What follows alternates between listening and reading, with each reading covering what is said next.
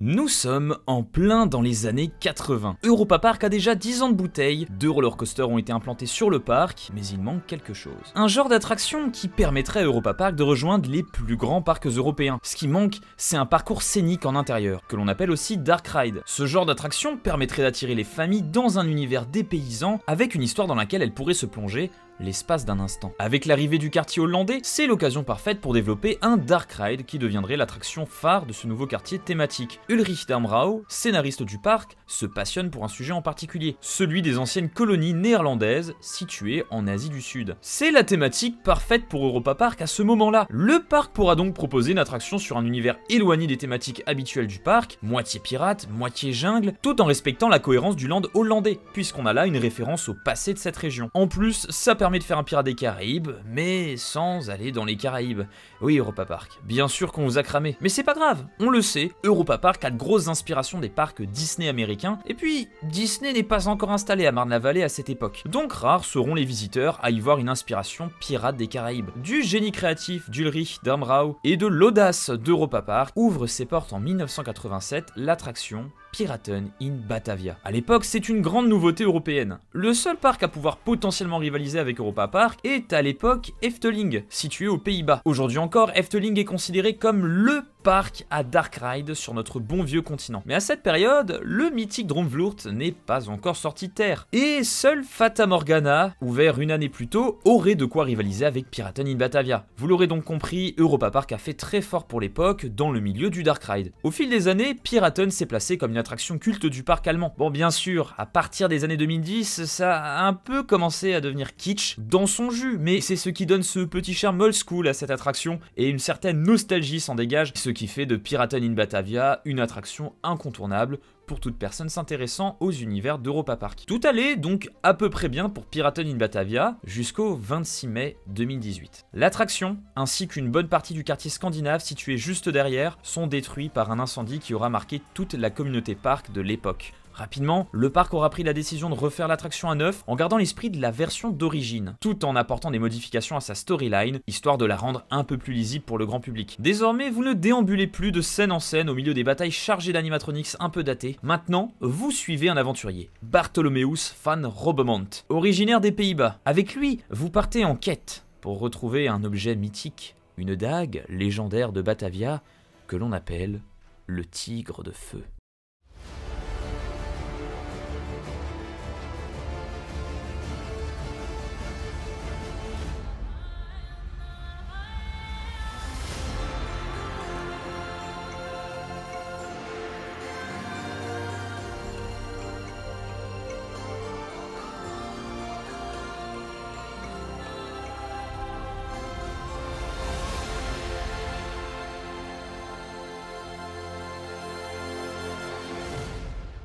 Et bonjour les coaster fans. Aujourd'hui, j'avais envie, pour changer des autres épisodes, de vous parler non pas d'un coaster, mais d'une attraction. Et pas n'importe laquelle, puisque Piraten in Batavia aura été l'un des nombreux déclencheurs de ma passion des parcs. C'est une attraction que j'ai testée lors de ma première visite à Europa Park. La fameuse visite que j'ai fait à 4 ans, ma première journée dans un parc. Celle qui m'aura donné le virus de la passion des parcs d'attractions. Forcément, contrairement aux autres épisodes de MHA, je vais pas pouvoir vous décrire mon premier tour dans Piraten in Batavia. J'imagine que vous ne m'en voudrez pas trop si je vous dis que mes souvenirs sont un petit peu brouillés. Je me souviens juste que pendant ma première journée, cette attraction m'avait marqué. Avec de nombreux effets sonores, une ambiance musicale, énormément d'animatroniques, des décors de partout pendant quasiment 10 minutes, et forcément, ça vous marque quand vous êtes gamin. Je me souviens d'ailleurs particulièrement de la première drop, qui avait une ambiance assez lourde, voire inquiétante, et qui m'avait à la fois impressionné et terrifié à l'époque. Ça n'est que plus tard, quand je suis retourné dans Piraten in Batavia vers l'âge de 6 ou 7 ans, que j'ai réalisé que la scène était finalement pas aussi impressionnante que dans mes souvenirs. J'ai eu la chance de refaire à de nombreuses reprises cette attraction dans son ancienne version, et j'avoue en être assez nostalgique. Certes, en grandissant, je la trouvais de moins en moins folle, mais je passais toujours un très bon moment dans Piraten. Et une sorte de nostalgie d'un événement dont je me souviendrai jamais. C'est sans doute l'une des attractions disparues d'Europa Park qui me manque le plus. Enfin,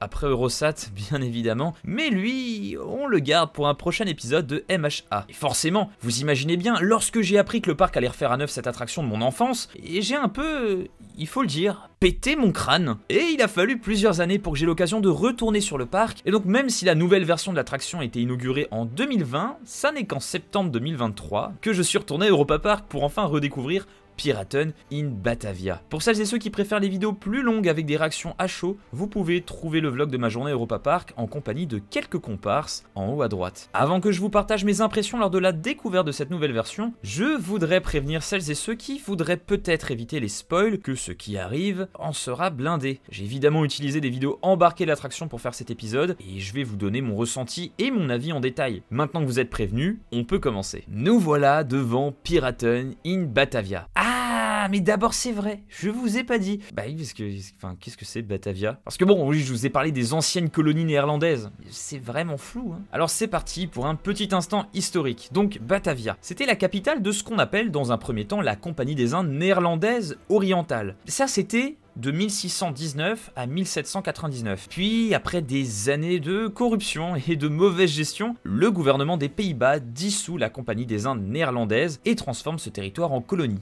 qui devient plus simplement les Indes orientales néerlandaises, de 1799 à 1942. Et donc autant vous dire que oui, les Pays-Bas n'ont pas eu un impact négligeable sur ce territoire, puisqu'ils l'ont géré pendant un peu plus de 300 ans. En 1945, cette partie de l'Asie proclame son indépendance et devient l'actuelle Indonésie. Et Batavia, dans tout ça, reste une ville très importante, puisque c'est devenu Jakarta, l'actuelle capitale de l'Indonésie. Voilà, maintenant vous pourrez vous la péter auprès de vos proches en arrivant devant l'entrée de Piraten in Batavia. Donc je reprends.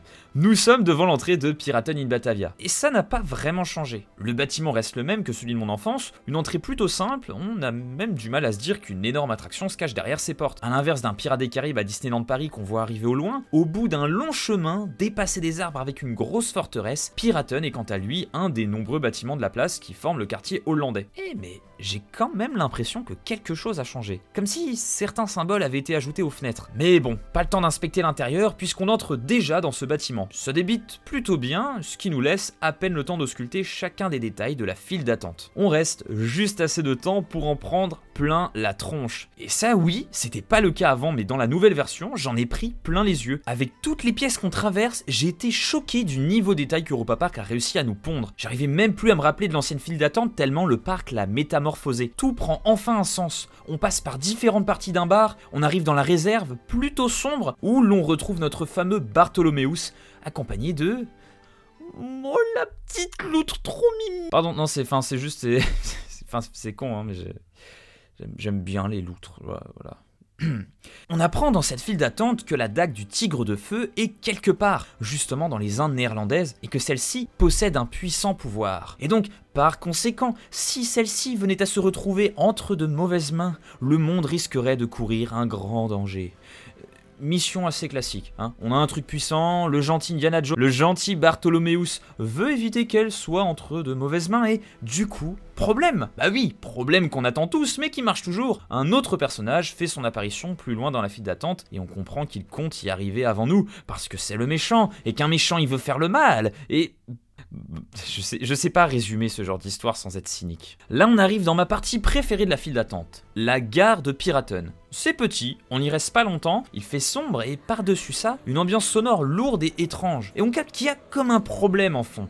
Mais on sait pas vraiment quoi, on sent l'aventure qui va commencer. Au loin, on voit la mer, nous sommes dans le port, prêts à partir, il fait nuit. La perspective aurait pu, je pense, être mieux faite, mais c'est déjà très sympa visuellement. Et puis il me semble voir une ombre. L'ombre d'un pirate qui n'a pas l'air d'être celle de Bartholomeus. On la voit grâce à la lumière d'un lampadaire, comme si cette personne nous avait espionnés, qu'elle s'apprêtait à faire le même trajet que nous.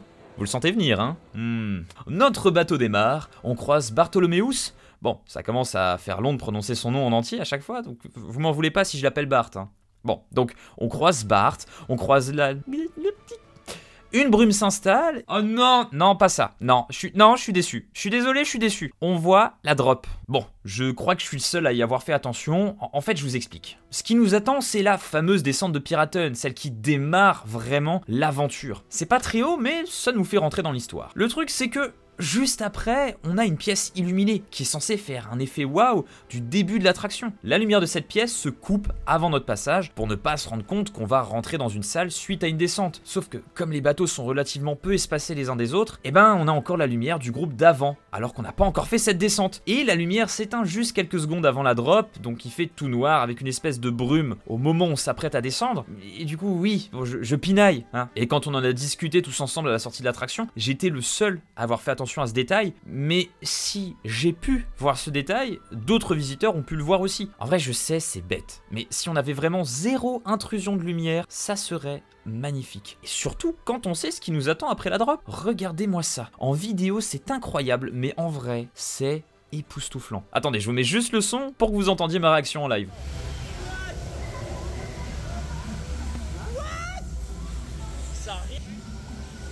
C'est magnifique, mais c'est insane. Voilà, j'étais sacrément sur le cul. Le travail de lumière est incroyable, c'est coloré, la jungle a l'air luxuriante, et on comprend à ce moment-là que nous ne sommes pas les seuls à partir en quête de la dague. Le fameux pirate qui va nous compliquer la tâche. Et alors, je sais plus du tout son nom. Je sais plus. Non, on va dire le méchant. Voilà, lui c'est le méchant. Ah, donc après ça, c'est plusieurs minutes de bombes visuelles, on trace avec nos bateaux dans une véritable aventure, tantôt à travers la jungle, tantôt à travers Batavia. Plusieurs fois nous revoyons le méchant qui essaie de se débarrasser de Bart et de sa loutre. On passe aussi par une fête très chargée en personnages et en décors. Ils ont même mis un éléphant. C'est énorme, c'est Babylone ou quoi? Petit coup d'œil vers la gauche et vous devriez trouver un animatronique avec le visage de Roland Mac, le patriarche actuel de la famille Mac. On termine sur un final haut en couleur et ça n'est pas qu'une image quand je dis ça. Bart et sa loutre ont récupéré la dague dans ce qui a l'air d'être une sorte de temple et des effets de lumière et de projection faits aux petits oignons se développent devant nous. Juste exceptionnel.